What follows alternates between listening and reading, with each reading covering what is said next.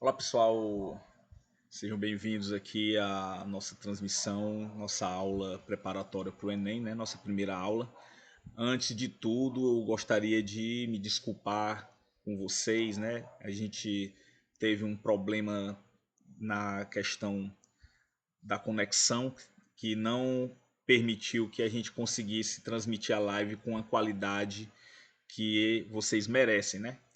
Então, mais uma vez eu peço desculpas e vamos tentar solucionar isso para que não se repita futuramente. Mas eu vou estar aqui resolvendo as questões que, né, deveriam ter sido resolvidas.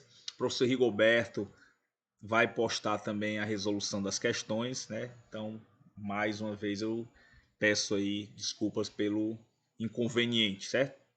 Então, o que é que nós vamos trabalhar aqui?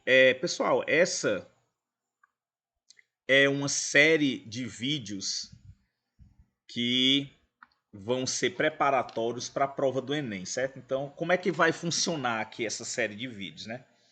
Na parte da matemática, a gente vai trilhar os conteúdos que são abordados por essa prova. Então, a gente não vai, na aula, vai estar resolvendo questões de assuntos diversos, não. A gente vai seguir uma sequência de conteúdos, né?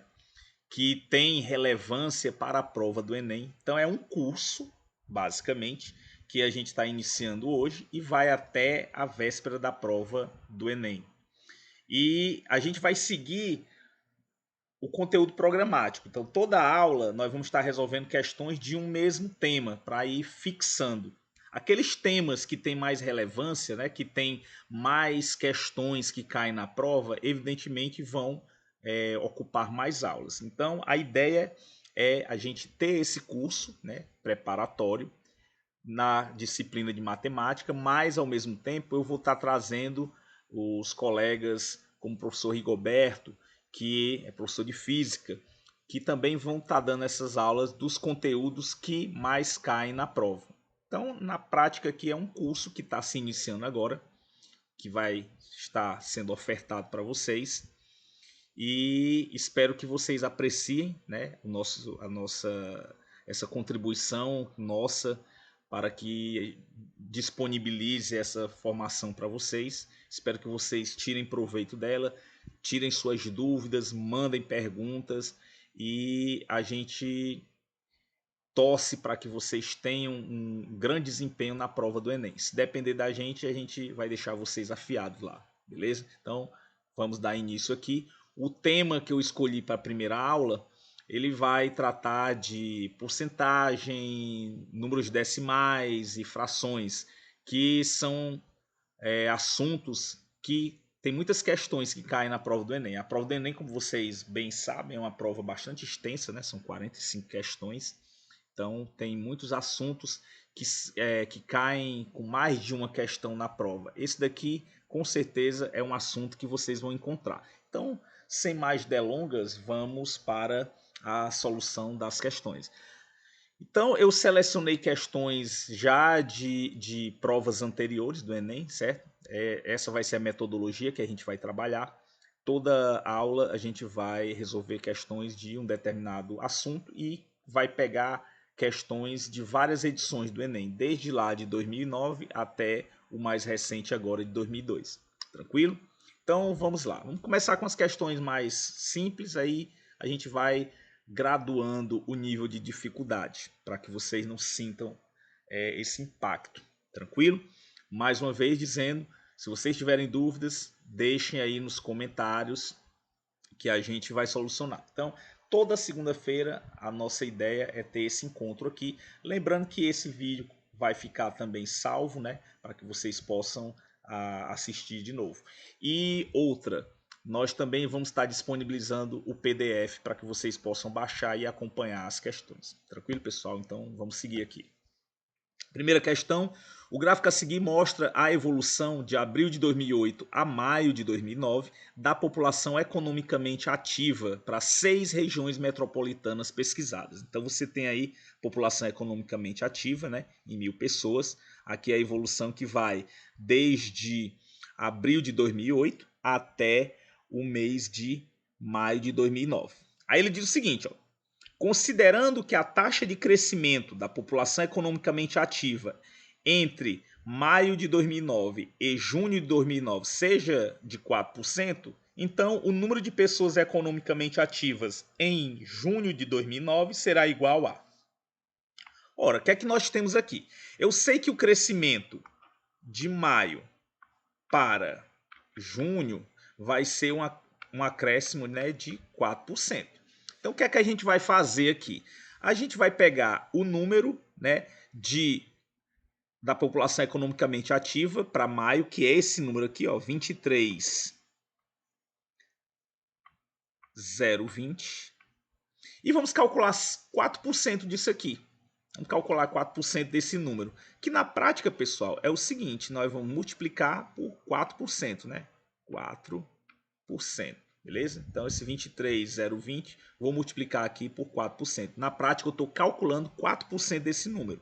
Né? Então, o que é que nós vamos ter aí? Então, cancela aqui um zerinho com um zerinho. Vou fazer o quê? Vou pegar esse 4 e multiplicar aqui pelo 2.302, né?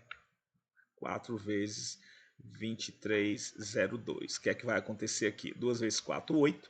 4 vezes 0, 0. 4 vezes 3, 12. Vai 1. 4 vezes 2, 8 e 1, 9. Beleza?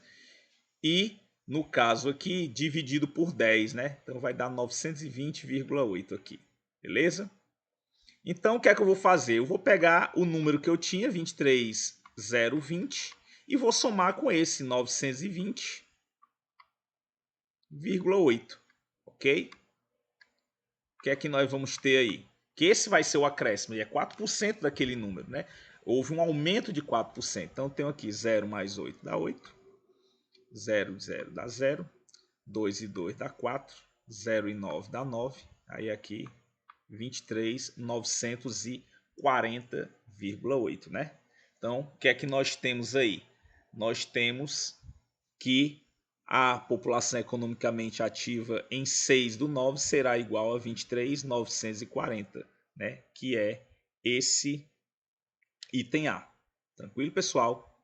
Então, o que nós fizemos aqui simplesmente foi pegar aqui esse 23.020, calcular os 4% dele aqui, né? Então, a gente pegou aqui, cancelei aqui um zerinho, né? Peguei o 4 e multipliquei pelo 23,02. 4 vezes 2, 8. 4 vezes 0, 0. 4 vezes 3, 12.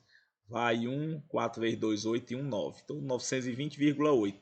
E, no caso aqui, eu somei com o número que nós tínhamos, né? Que era o 23.020, e nós encontramos aqui que a população estimada, a população economicamente ativa estimada nesse mês de junho seria de 23.940.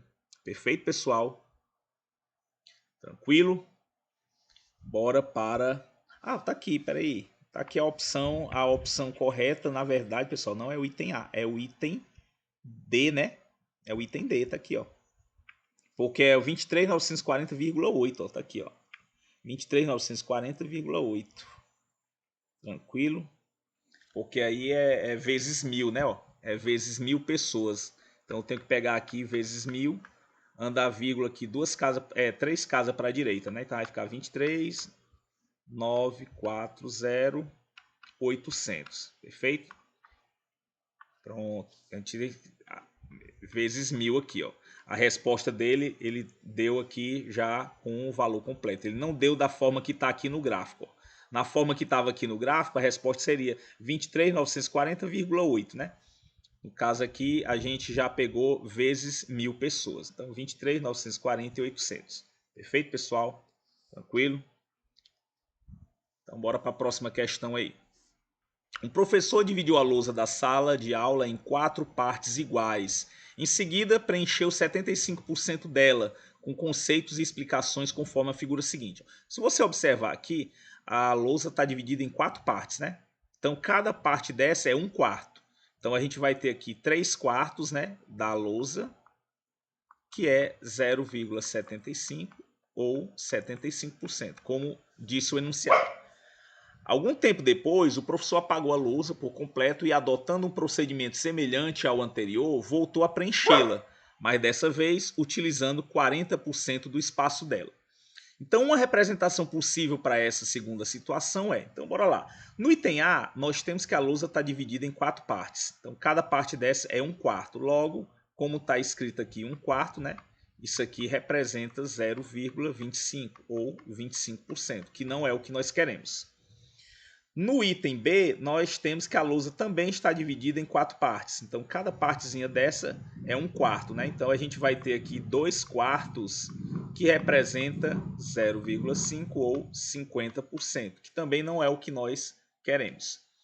No item C, nós temos aqui que a lousa está dividida em 5 partes, né? Então, aqui nós temos 2/5, que é 0,4 ou 40%, que é exatamente o que a questão está querendo. Seria, no caso, o item C. Vamos confirmar aqui nas outras, né? No item D aqui, a lousa está dividida em 5 partes. Aí nós temos aqui 3/5. 3/5, que é 60%, né? Que é 0,6, 60%. E no item E, eu tenho aqui a lousa dividida em 5 partes, onde nós temos aqui 4/5, né? Que representa 0,8 ou 80%. Então, como ele queria 40% do espaço da lousa, nós temos aqui que a resposta é o item C. Tranquilo, pessoal? Ok? Então aqui a gente usou a questão, né, um conceito bem básico da representação de fração, e nós temos que saber escrever uma fração na forma decimal e na forma de porcentagem. Então vamos para a próxima questão. Os dados do gráfico foram coletados por meio da pesquisa nacional por amostra de domicílios, né? Aqui você tem estudantes que possuem telefone móvel celular com idade de 10 anos ou mais. Aqui na região norte, né, 37% possuíam e 63% não possuíam. Na região nordeste, 36% possuíam, 64% não possuíam. Na região sudeste, 56% possuíam, 44% não possuíam. Na região sul, 62% possuíam, 38% não possuíam. E no centro-oeste, 58% possuíam, 42% não possuíam, né? Esses dados aqui são do IBGE, né? Estão disponíveis nesse endereço aqui. Então, vamos lá. Supondo que no Sudeste, 14.900 estudantes foram entrevistados nessa pesquisa, quantos deles possuíam telefone móvel celular? Ora, pessoal, pelo gráfico aqui, a porcentagem dos alunos, né, dos estudantes que possuíam o telefone é 56%, né, aqui ó, no Sudeste. Então, se foram entrevistados 14.900 estudantes, vamos calcular quanto é 56% desse número, né? 14.900. E de cara aqui a gente já cancela os 2 zerinhos aqui, né? E a gente vai para multiplicação, que é 56 vezes 149. Tranquilo? Então bora lá. 6 vezes 9, 54. Vai 5. 6 vezes 4, 24. E 5, 29. Vai 2. 6 vezes 1, 6 e 2, 8. Agora vamos para o 5. 5 vezes 9, 45. Vai 4. 5 vezes 4, 20 e 4, 24. Vai 2. 5 vezes 1, 5 e 2, 7, né? Então aqui a gente tem 4. 9 e 5, 14. Vai 1. 1 e 8, 9 e 4, 3. Né? No caso 13, vai 1. E aqui 1 e 7, 8. Então 8, 3, 4, 4. Que nós encontramos aqui no item D, né? Então são 8.344 estudantes que possuem o telefone celular. Então o que nós fizemos aqui nesse problema foi simplesmente calcular os 56% do 14.900, que foi o número de estudantes pesquisados na região sudeste. Calculamos aqui 56% de 14.900. Então, na prática aqui, multiplicamos os 56 vezes 149, encontrando aqui 8.344, que é o item D. Tranquilo, pessoal? Vamos para a próxima questão. Os dados do gráfico seguinte foram gerados a partir de dados colhidos no conjunto de 6 regiões metropolitanas pelo Departamento Intersindical de Estatística e Estudos Socioeconômicos, DIEESE, né? Então aqui nós temos a taxa de desemprego nas regiões metropolitanas em março de 2010. São Paulo 13,1%, né, Salvador 19,9%, Recife 19,3%, Porto Alegre 9,8%, Belo Horizonte 10,2% e Distrito Federal 14,7%. Supondo que o total de pessoas pesquisadas na região metropolitana de Porto Alegre equivale a 250 mil, o número de desempregados em março de 2010 nessa região foi de... Essa questão é similar à questão anterior, né? Nós vamos calcular o quê? Porto Alegre, aqui a taxa de desemprego, 9,8%. Então a gente vai calcular, no caso aí, 9,8% de 250 mil, ok? De 250 mil. Quatro zerinhos aqui, beleza? Então, o que é que a gente vai fazer aqui? Vamos logo cancelar aqui 2 zerinhos, né? Então, a gente vai ter esse 9,8 vezes o 2.500, né? Então, 9,8, deixa eu mudar a cor aqui. 9,8 vezes o 2.500, né? No caso aqui, 25, né? Vou botar os 2 zerinhos aqui. Então, já fica os 2 zeros. 8 vezes 5, 40, vai 4. 8 vezes 2, 16. E 4, 20. Agora vamos para o 9. 9 vezes 5, 45. Vai 4. 9 vezes 2, 18. E 4, 22. Ok? Então 0, 0, 0, 5, 4 e 2. E aqui uma casazinha, né? Então vai ter 24.500. Ok? 24.500, que é o item A, né? Nós temos aqui. Então, veja, essa questão a gente simplesmente aplicou, né, o 9,8% de 250 mil, perfeito? Aí a gente fez aqui uma simplificação, cancelando aqui os 2 zeros, e eu peguei o 9,8 e multipliquei por 2.500. Evidentemente, o resultado aqui, como eu tenho essa vírgula, uma casa decimal, eu peguei a vírgula aqui e andei para a esquerda uma casa decimal, encontrando aqui o número 24.500, que é a resposta que nós queríamos. Tranquilo, pessoal? Vejam que essas questões aqui são aplicações diretas de porcentagem, né? E aqui a gente está usando a multiplicação de números decimais, que é uma coisa que você tem que praticar. Não tem para onde correr, não. Para aprender multiplicação, para aprender divisão, é na prática. Tranquilo, pessoal? Vamos para a próxima questão. Antes, deixa eu só conferir aqui se está tudo em ordem. Beleza? Tranquilidade. Vamos lá. Vamos para a próxima questão. Cerca de 20 milhões de brasileiros vivem na região coberta pela Caatinga, em quase 800 mil quilômetros de área. Quando não chove, o homem do sertão e sua família precisam caminhar quilômetros em busca da água dos açudes. A irregularidade climática é um dos fatores que mais interferem na vida do sertanejo. Segundo esse levantamento, a densidade demográfica da região coberta pela Caatinga em habitantes por quilômetro quadrado é de... Pessoal, densidade demográfica... A densidade demográfica...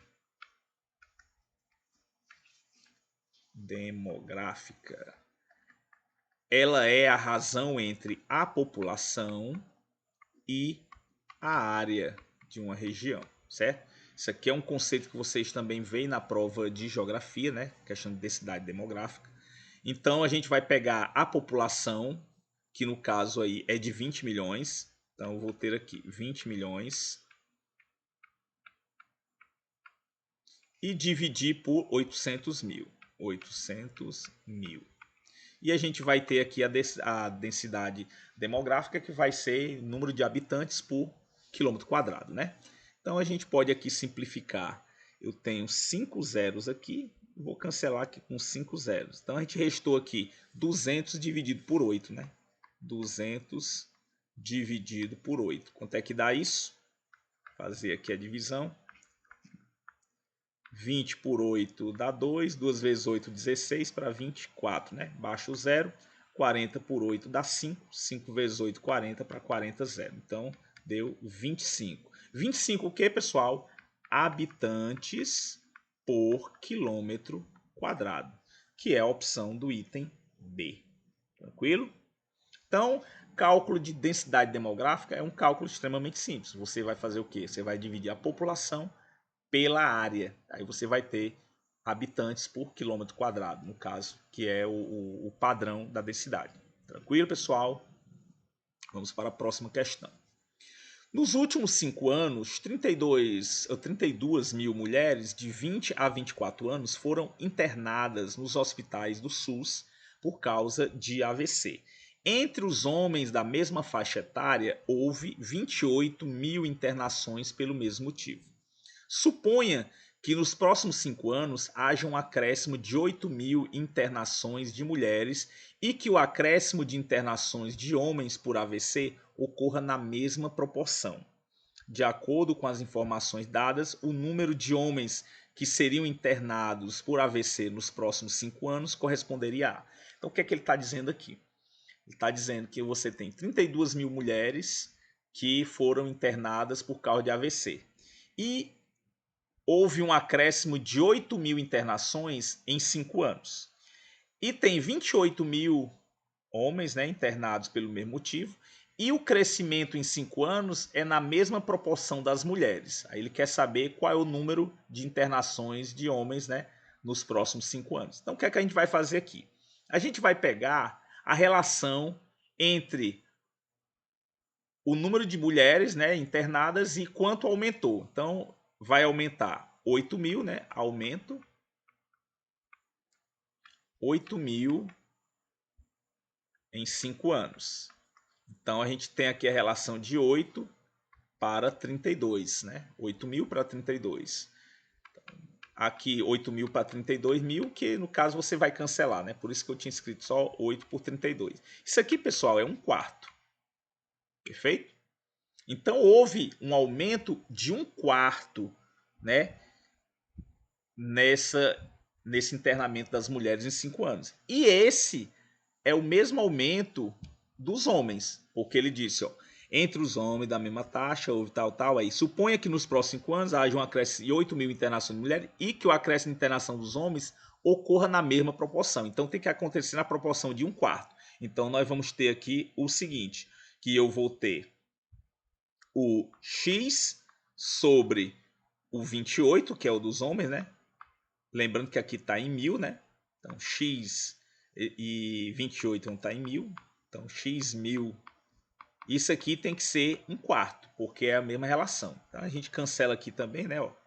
Por isso que não precisava escrever os 1000 aqui, porque ia cancelar. Então, eu tenho que x sobre 8 é igual a 1 sobre 4, porque o crescimento é na mesma proporção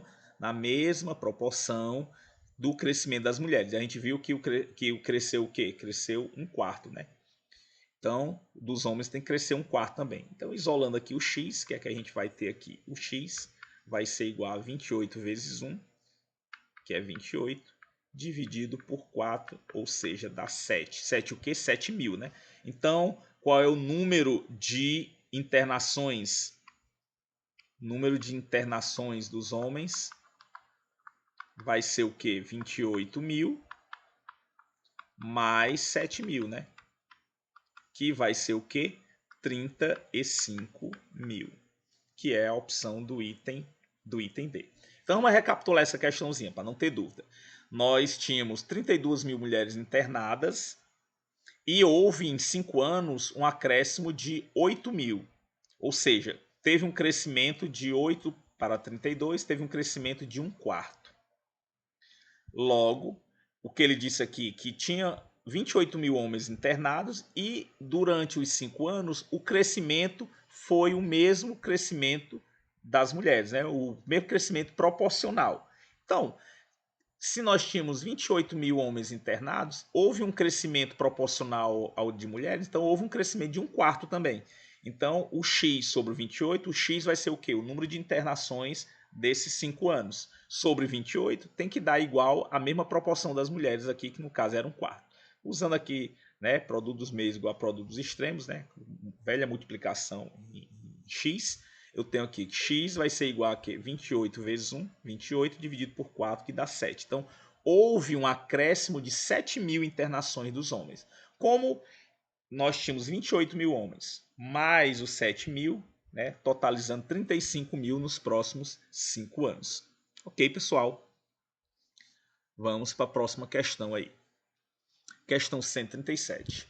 O losango representado na figura 1 foi formado pela união dos centros das 4 circunferências tangentes de raios de mesma medida. Dobrando-se o raio de duas das circunferências centradas em vértices opostos do losango, e ainda mantendo-se a configuração das tangências, obtém-se uma situação conforme ilustrada pela figura 2. Então a gente tinha aqui essas 4 circunferências e esse losango aqui, que tem os vértices nos centros das circunferências. Aí a gente dobrou o raio dessas duas circunferências aqui. No caso, duplicou o raio. E ele quer saber agora qual é a relação entre o perímetro do losango da figura 2 com o perímetro do losango da figura 1. Então vamos fazer aqui o seguinte, pessoal. O perímetro do losango é a soma das medidas dos lados, né? Se você observar aqui, vou botar até destacar em vermelho. Aqui é o raio, aqui é o raio, aqui é o raio, aqui é o raio, aqui é o raio, aqui é o raio, aqui e aqui. Então o perímetro que eu vou chamar aqui de P1, ele vai ser quantas vezes o raio? Eu tenho 4 lados aqui do losango, que ele é um quadrilátero, né? Eu tenho aqui 2R mais 2R mais 2R mais 2R, ou seja, eu vou ter 4 vezes 2R, ou seja, 8R. Então, o perímetro do primeiro losango é 8 vezes o raio da circunferência. Vamos agora para o perímetro do segundo losango. Como eu dupliquei o raio dessas circunferências aqui da esquerda e da direita, então isso aqui vai ser 2R, isso aqui vai ser 2R, isso aqui vai ser 2R, isso aqui vai ser 2R. Já aqui mantém R, e aqui embaixo mantém R e R. Então agora observe, cada lado do losango vai ter a medida de 3 vezes o raio. Ó. Eu tenho 2R mais R, aqui eu tenho R mais 2R, aqui eu tenho 2R mais R, aqui eu tenho R mais 2R. Ou seja, vai ser 4 vezes 3R. 4 vezes 3R dá 12R. Então, o perímetro do segundo losango é 12R. O perímetro do primeiro losango é 8R. E ele quer aqui, ó. O perímetro do losango da figura 2, quando comparado ao perímetro do losango da figura 1, teve um aumento de... Então, eu vou pegar aqui e dividir P2 por P1. P2 é 12R e P1 é 8R. Aqui a gente cancela logo o R, né? E fica 12 por 8. 12 por 8... Opa, 18 não, né? 12, né? 12 por 8. Simplificando por 4 aqui, 12 por 4 dá 3. 8 por 4 dá 2. E 3 dividido por 2 dá 1,5. Aqui entra um detalhe sutil, pessoal. 1,5 eu tenho que transformar em porcentagem. Para eu transformar isso aqui em porcentagem, eu ando a vírgula 2 casas para a direita. Então, 1,5 andando a vírgula 2 casas para a direita dá, na verdade, 150, né? Então, é 150%. Aí você diz, então teve um aumento de 150%? Não. Porque o que é 150%, pessoal? É 100% mais 50%. Então, na verdade, nós tivemos um aumento de quanto? Nós tivemos um aumento de 50%, que é a opção do item E. Então, muita gente aqui, na pressa, vai errar essa questão por conta de quê? Eu encontrei aqui 3,2, deu 1,5, que é 150%. Então teve um aumento de 150%? Não. Esse 150% aqui quer dizer o quê? É o 100%, que é o valor original, né, que é o tamanho original, e ele foi acrescido de quanto? Ele foi acrescido de 50%. Então toda vez que você tiver a relação entre uma coisa que aumentou em relação à outra, você vai ter que tirar aquele 100% que era o valor original. E o que sobrar do 100% é o aumento. beleza? Então não confunda isso. Então aqui, teve um aumento de 150%? Não, teve um aumento de 50%. Um exemplo aqui, por exemplo, se eu tivesse o resultado 2,3, de quantos por cento teria sido o aumento? Aí a gente ia transformar aqui em porcentagem, daria 230%. Aí você disse, teve um aumento de 230%? Não, né? Isso aqui, 230 é o quê? É 100% mais 130%. Procede? 230% é 100 mais 130. Então, eu tive um aumento de 130%. Então não esqueçam desse detalhe aí, uma dica de ouro, viu, pessoal? Quando você for querer saber quanto foi o aumento de uma coisa em relação à outra. Você desconta o 100% e o que sobrar é o aumento. Tranquilo? Vamos para a próxima questão. A cidade de Guarulhos, São Paulo, tem o 8º PIB municipal do Brasil, além do maior aeroporto da América do Sul. Em proporção, possui a economia que mais cresce em indústrias, conforme mostra o gráfico. Aí você tem um crescimento da indústria, no Brasil 30,95%, São Paulo Estado 14,76%, São Paulo Capital 3,57% e Guarulhos 60,52%. Fonte IBGE, os dados ali de 2002 a 2002, né? A 2008. Analisando os dados percentuais do gráfico, qual a diferença entre o maior e o menor centro em crescimento no polo das indústrias? Então, o maior é Guarulhos e o menor é São Paulo capital. Então, você vai pegar aqui 60,52 e subtrair de 3,57, né? Caso aqui ele quer a diferença, né? A diferença é a subtração. Então, 7 para 12 dá 5, vai 1. 6, né? 1 e 5, 6 para 15 dá 9, vai 1. 4 para 10 dá 6, vai 1. E 1 para 6 dá 5. Então, 56,95%, que é a opção do item C. É uma questãozinha aqui bem simples. Você precisava apenas fazer a subtração, né? Vamos aqui recapitular aqui. 12 menos 7 dá 5, vai 1 aqui para o 5. 1 e 5, 6, aí 15 menos 6, 9, vai 1 aqui para o 3, que fica 4. Então 10 menos 4 dá 6, vai 1 aqui, 6 menos 1 dá 5. 56,95%. Tranquilo, pessoal? Questãozinha bem simples, né? Só fazer a subtração aqui. Lembrando, essa aula eu estou trabalhando algumas questões bem simples e tudo para gente ir só aqui se embasando.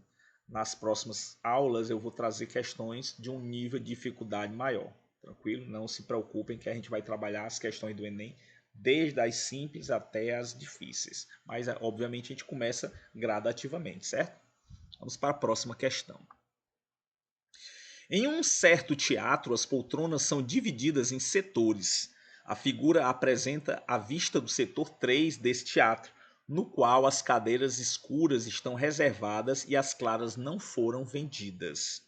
Então você tem aqui, né, o setor 3, onde você tem aqui, ó, eu tenho 1, 2, 3, 4, 5, 6, 7, 8, 9, 10 e eu tenho 1, 2, 3, 4, 5, 6, 7 fileiras de 10 cadeiras, ok? A razão que representa a quantidade de cadeiras reservadas no setor 3 em relação ao total de cadeiras desse mesmo setor é. Então, bora lá. Quantas cadeiras estão reservadas aqui? 1, 2, 3, 4, 5, 6, 7, 8, 9, 10, 11, 12, 13, 14, 15, 16, 17.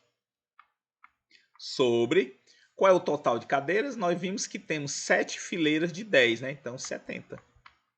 Então, o número de cadeiras reservadas é 17 sobre o total de 70. A opção aqui correta é o item A. Tranquilo, pessoal? Questãozinha bem simples também, né? Mas não se iludam não, certo? Essas questõezinhas, elas, se você fizer com pressa, não faz, ó, na prova do Enem não adianta você ter pressa.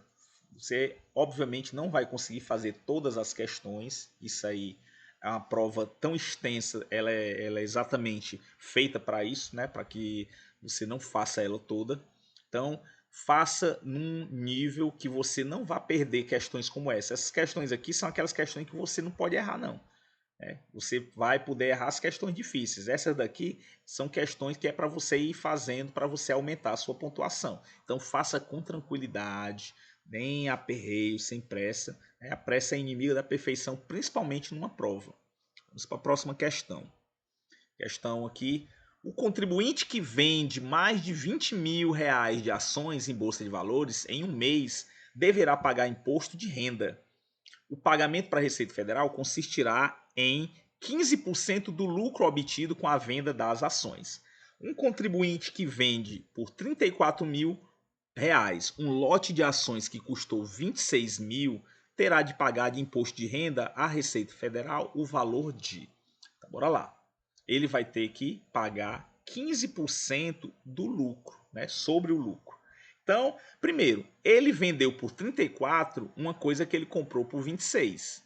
Né? Então, ele vai vender por 34 mil uma coisa que ele comprou por 26. Então, qual foi o lucro dele?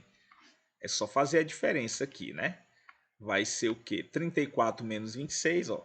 6 para 14, 8, vai 1, 3 para 3, 0. Então ele teve um lucro de 8 mil, esse é o lucro.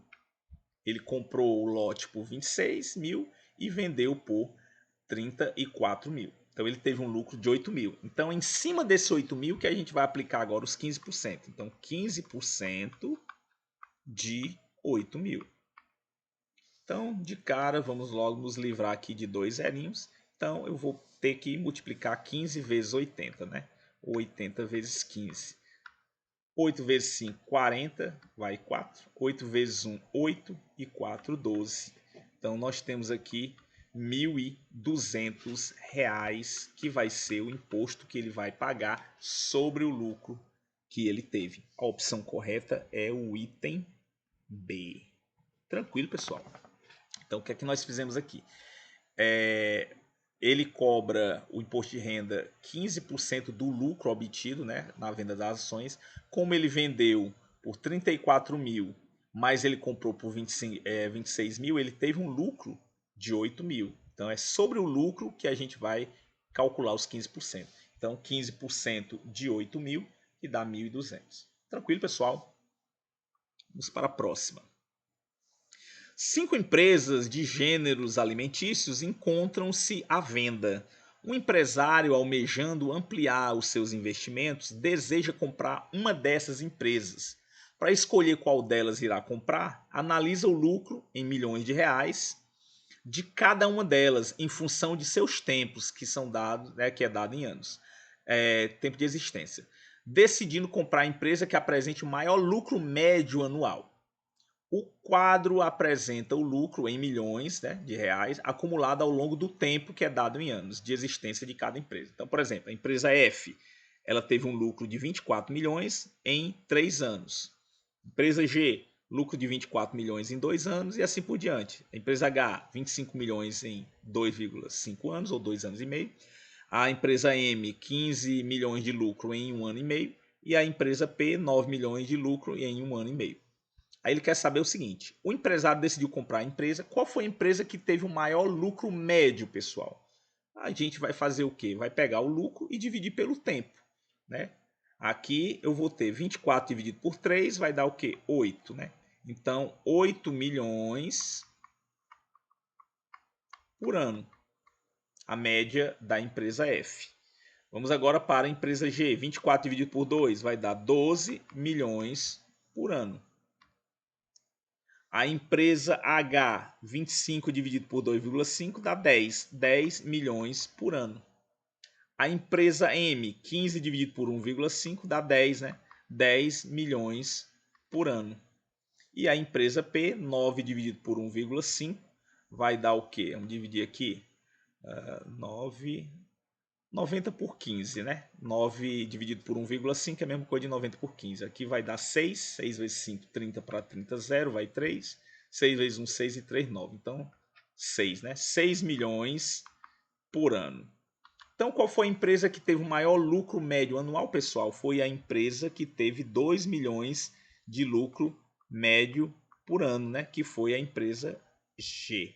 Tranquilo, pessoal? A opção correta aqui é o item B. Ok.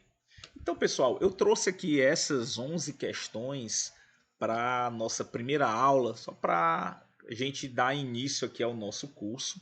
Na próxima semana vou trazer mais questões sobre esse assunto, só que agora questões mais elaboradas.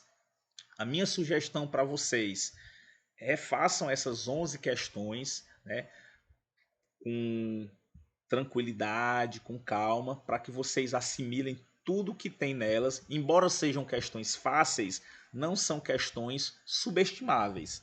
Então, trabalhem essas 11 questões. Na próxima semana eu vou trazer mais questões aí para a gente trabalhar, já questões com um nívelzinho maior, certo? Para a gente ir aprofundando. Aí depois a gente passa para outro assunto e assim vai gradativamente até chegar lá perto do Enem, na véspera do Enem. Tranquilo?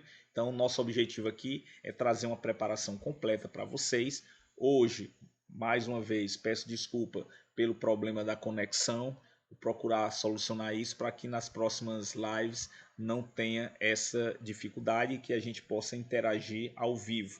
Mas essas aulas sempre estarão disponíveis para vocês após a gravação inicial. Então, espero que vocês tenham apreciado. As questões do professor Rigoberto também vão ser gravadas e vão ser disponibilizadas para vocês assistirem. O material está na descrição do vídeo, tranquilo, para vocês baixarem. E espero encontrar vocês na próxima aula. Grande abraço, me desculpem mais uma vez e qualquer coisa, não esqueçam de deixar aí seus comentários, tanto no YouTube quanto aqui na Twitch, certo? Para a gente ter esse contato aqui mais próximo. Grande abraço a todos e a gente se vê na próxima aula. Até mais.